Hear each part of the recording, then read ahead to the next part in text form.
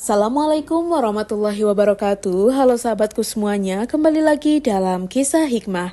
Dalam kesempatan kali ini kita akan membahas kisah Yakjud dan Makjud. Mereka bukan manusia biasa, mereka adalah makhluk Allah yang asing dan tak terjelaskan. Yakjud dan Makjud dari keturunan Yafits bin Nuh mereka berasal. Namun bentuk tubuh mereka menyimpang jauh dari rupa manusia umumnya. Ada yang tingginya hanya sejengkal seperti anak-anak yang tak pernah tumbuh, ada pula yang menjulang setinggi pohon beringin, berdiri gagah namun menggentarkan. Bahkan ada yang aneh, tinggi dan lebar tubuhnya sama. Bahkan beberapa tidur di atas daun telinganya sendiri, menjadikannya alas lalu menyelimuti tubuhnya dengan daun telinga satunya lagi. Taring mereka menyerupai binatang yang buas, cakar mereka seperti milik kucing liar, rambut mereka tumbuh panjang, tak hanya menutup kepala, tapi juga melindungi tubuh dari panas yang membara dan dingin yang menggigil. Dan tak satu pun dari mereka mati sebelum menurunkan 1000 anak. Namun, mereka bukan bangsa yang damai. Mereka adalah kaum kafir, enggan bekerja, mencintai kerusakan, hidup dengan merampas hasil panen manusia, dan membunuh ternak untuk santapan mereka. Ketika mereka meminum air, tak setetes pun tersisa.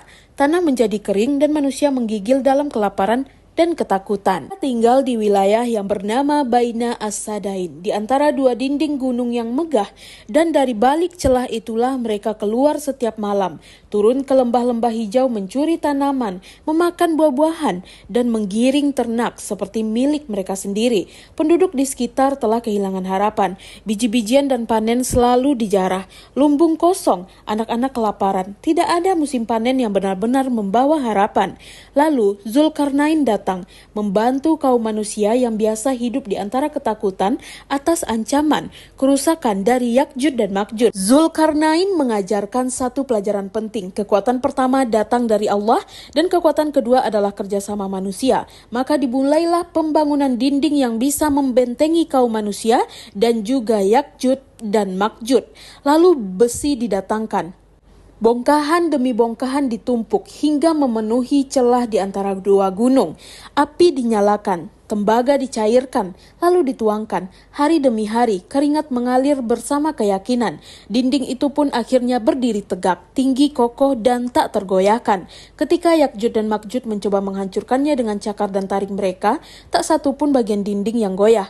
Allah telah menjaganya, namun ini bukan akhir dari kisah mereka. Setiap hari mereka mencoba, mereka menggali hingga lubang kecil menampakkan cahaya matahari. Tapi setiap kali mereka kembali keesokan harinya, lubang itu telah kembali utuh, seolah tak pernah ada, dan mereka memulai lagi dari awal, dalam lingkaran kesia-siaan hingga datanglah waktu yang dijanjikan oleh Allah. Suatu hari sang pemimpin Yakjud dan Makjud berkata, "Pulanglah, esok kita akan menggali lagi. Jika Allah menghendaki, insya Allah."